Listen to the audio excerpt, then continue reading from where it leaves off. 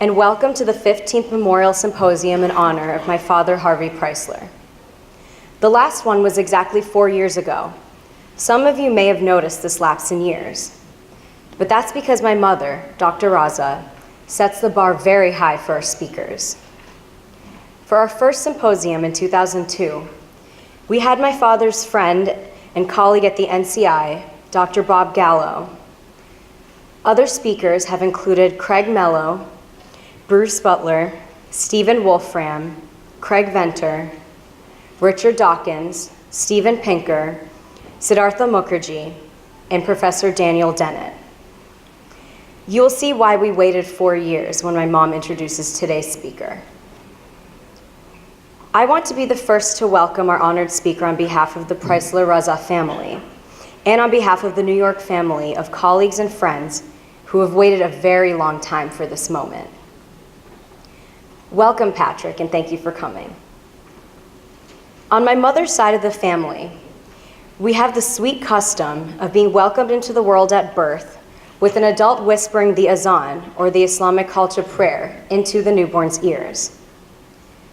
When I was born and being handed over to my mother's older sister for the ritual, my father intercepted. He snatched me from the nurse and repeatedly whispered into my ears, "Quantum gravity, quantum gravity." And believe it or not, the first letter of the alphabet that my dad taught me was G, for glavity, as I pronounced it at the time. This was my dad, a scientist to the core, one who harbored an unmatched respect and appreciation for seeking answers to the wonders and mystery of the universe through a serious commitment to the pursuit of knowledge. The truth mattered to my father more than anything else. This is what has motivated me at a deeply personal level, to devote myself to multimedia journalism as a venue to uncover the secrets of science, technology, and medicine. My childhood is filled with memories of evening excursions to the Lincoln Park Zoo, the Shedd Aquarium, and the countless at-home experiments and science fairs my father and I participated in together. And after studying pre-med and working in Dr. Sid Mukherjee's lab for the last few years, I finally found my calling in science journalism. Following my father's footsteps, my biggest hope is to improve the lives of others. After all, that's what my dad devoted his own life to. He grew up in Brooklyn, the child of parents who had migrated from Eastern Europe, escaping the Holocaust. He took an IQ test in high school. It was off the charts.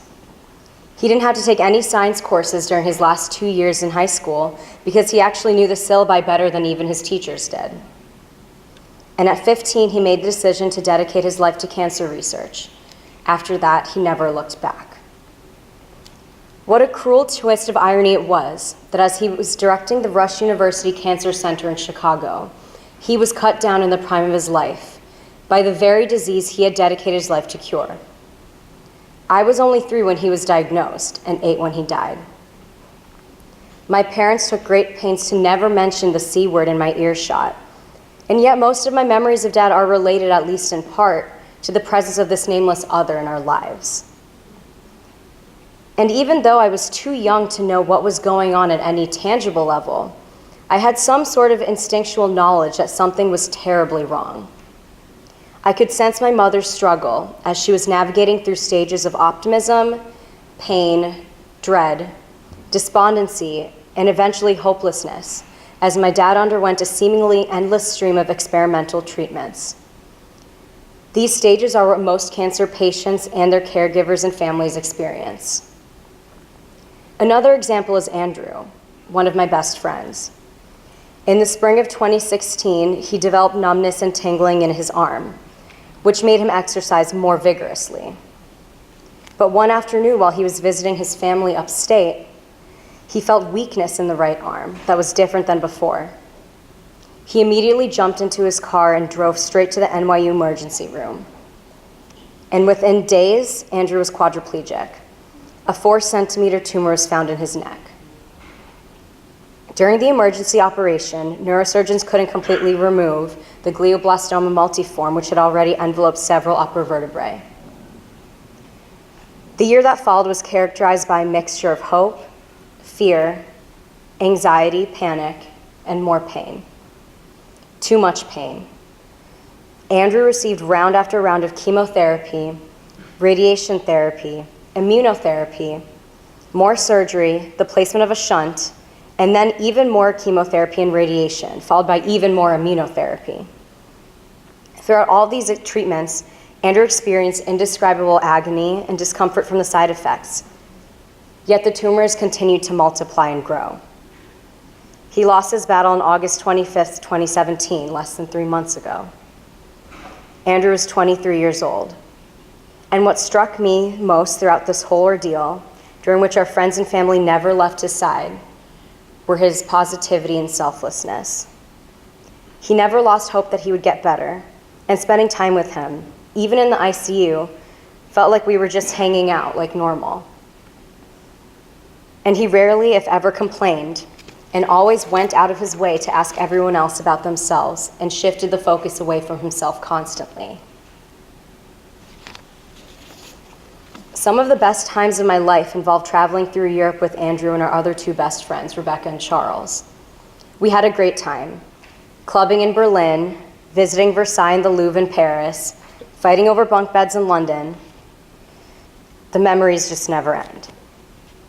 And throughout his illness, we sat with Andrew's mother and sister, his grandmother and father, at both NYU and MSK. We were laughing with Andrew while crying among ourselves in the waiting room and choking over food at night, thinking about how Andrew can't even swallow his own saliva. And we stayed up night after night in a cold sweat, constantly dreading the worst. Andrew and I shared December birthdays.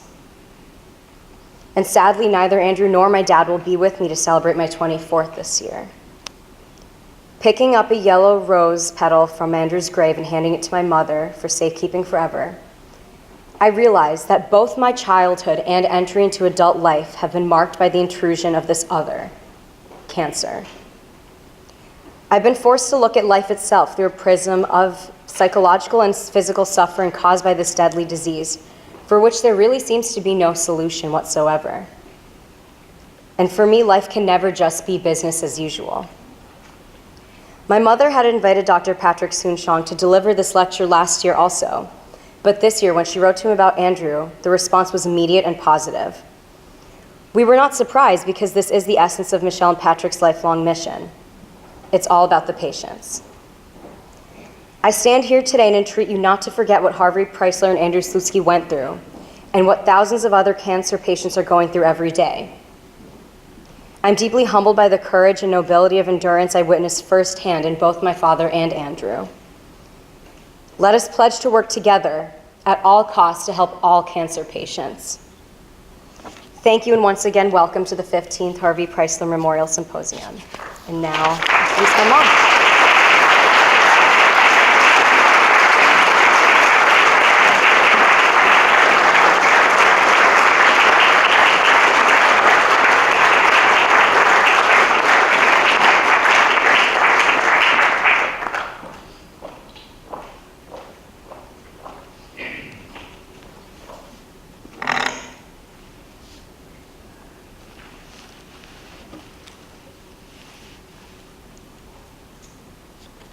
I also lost one of my dear friends over this weekend, a woman who treated Sheherzad as her own daughter, Dr. Kusum Khanna. Kusum lost a 4-year-long and painful battle with a horrifying ovarian cancer. This morning, Sheherzad and I were at her memorial service. Sheherzad has given us a searing reminder that there is a crisis in oncology, especially after Andrew, dead at 23. This was a life that had hardly begun. No time to find your place in the sun, no time to do all you could have done, no time to enjoy the world and its wealth, no time to take down life off its shelf, no time to sing a song for yourself. To Sheherzad and to all of Andrew's young friends, I have this to say. The unspeakable tragedy of his death offers you one of those profoundly painful but uniquely human moments when an inevitable choice is forced upon you. How you seize this moment, what you choose to do now, will specially define the rest of your life. You can either give in to your grief, mourn the flagrant unfairness of life, weep at the endless, indescribable pain he suffered, and become cynical from the sheer hopelessness you felt throughout this last long year. Or you can follow Andrew's example. As time shortened for him and life ebbed away, how he became more tender, more alive, more loving, more caring, and more grateful for everything. Andrew was a magnificent teacher, a real master in disguise. In a few short months, as he lay dying, Andrew taught you the most vital of life's lessons, the impermanence of life. Now that he is gone, you must embrace this human impermanence. It will liberate you. To see and connect with the real power that you have. In dying, he taught you the art of being alive. Until the last moments, Andrew maintained his beatific smile, elegantly postured, gracefully solicitous, talking and laughing, refusing to shut his eyes despite bolus after bolus of morphine on that last night, knowing full well that once he did, he would never open them again.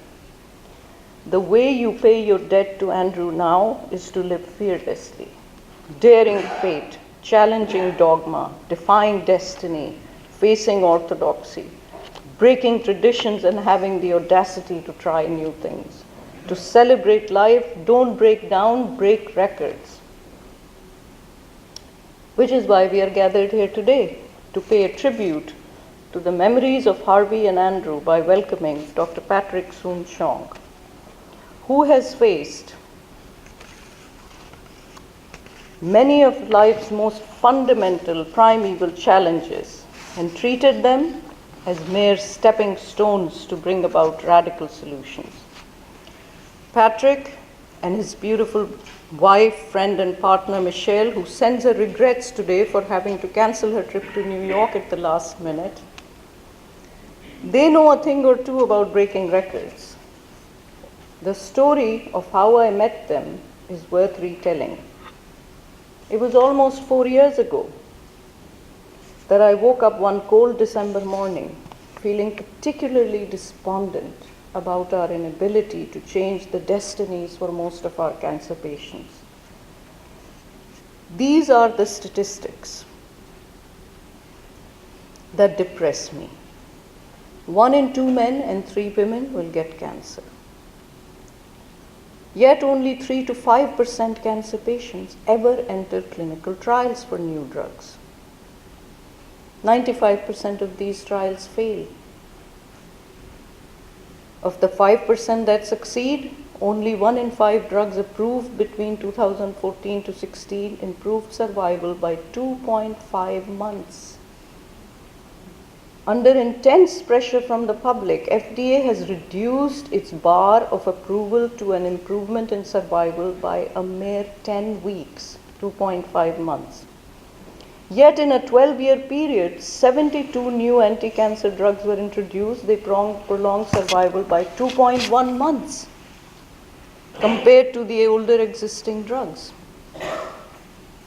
In fact, 2/3 of cancer drugs approved in the last 2 decades have shown 0 improvement in survival. While not improving survival, they cause many dreadful side effects.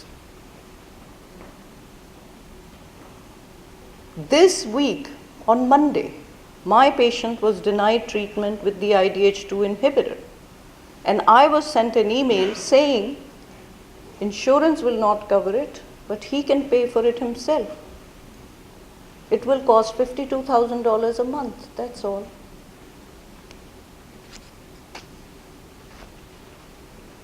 Personally speaking, in 1977, I arrived in this country as a fresh medical graduate, started treating acute myeloid leukemia with a combination of 2 drugs popularly referred to as 7 and 3. Today, exactly 40 years later, I'm using 7 and 3 to treat acute myeloid leukemia. Is it any surprise that I frequently wake up feeling suicidal? Well, this December morning, the unfairness of business as usual occurred to me with a particularly harsh force. I found it unconscionable that a football coach in this country is paid $43 million a year in salary, while the bone marrows I have been saving since 1984 on my patients, constituting now the largest tissue bank in the world for MDS patients, with over 60,000 samples, are remaining unexamined. These are the samples obtained with great pain to our patients. Many of them are present in the room today, who have repeatedly contributed bone marrow samples to this tissue repository. These samples contain seminal answers, and now that technology has evolved, they must be studied. This is when I walked out on West 72nd Street that December morning and bought myself a copy of the latest Forbes magazine. I hand-wrote and snail-mailed a one-page letter to 100 richest people in this country. I received 10 responses. All said, "Gee, thanks, but thanks." Nothing happened for 3 more months. And then one day, as I was working in my office in the Milstein building, I received a call on my cell phone. The caller said, "Hi, this is Patrick Soon-Shiong."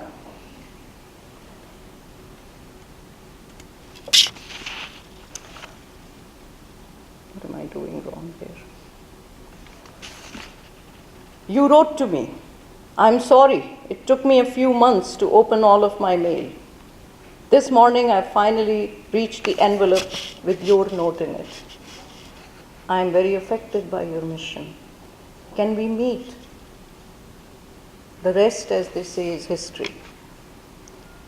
Born and raised during apartheid in South Africa, Patrick and Michelle now reside in LA. A physician, surgeon, researcher, philanthropist, and scientist, Patrick invented and developed the revolutionary drug Abraxane, which has received FDA approval for the treatment of metastatic breast cancer, lung cancer, advanced pancreatic cancer, first-line therapies across this broad spectrum of tumors in both the United States and in Europe.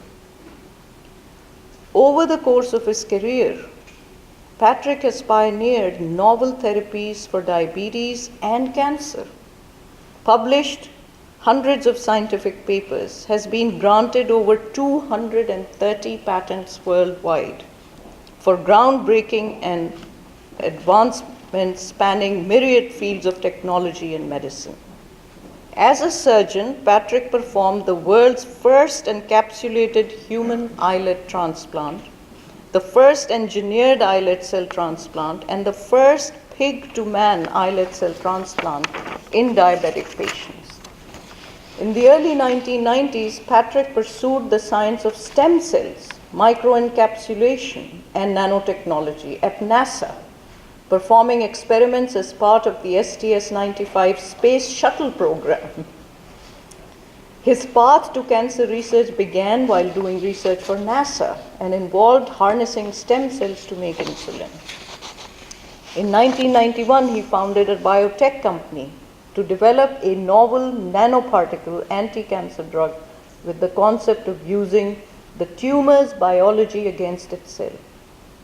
In January 2016, Patrick announced the formation of Cancer Breakthroughs 2020, a comprehensive collaboration of researchers, insurers, academic institutions, and pharmaceutical companies that seek to accelerate the potential of combination immunotherapy in the treatment of cancer. The goal is to initiate phase 2 trials in 20,000 cancer patients within the next 4 years, in addition to launching a revolutionary molecular diagnostic test. Known as GPS Cancer, the test enables analysis of whole genome and target proteomics, transcending genomics to the era of clinical proteomics in cancer. Patrick has received dozens of awards, most notably during the last year, the Franklin Institute Award for his visionary leadership, and the Smithsonian has honored his work by placing Abraxane in the permanent exhibit at Smithsonian's National Museum of American History. He was honored at the Vatican and received the 2016 Pontifical Key Visionary Award. The Pope's Award recognizes medical innovation and innovators who change the course of history and reduce the suffering on a global scale by blending visionary thinking with real action. As usual, the Pope has said it all. Patrick, welcome.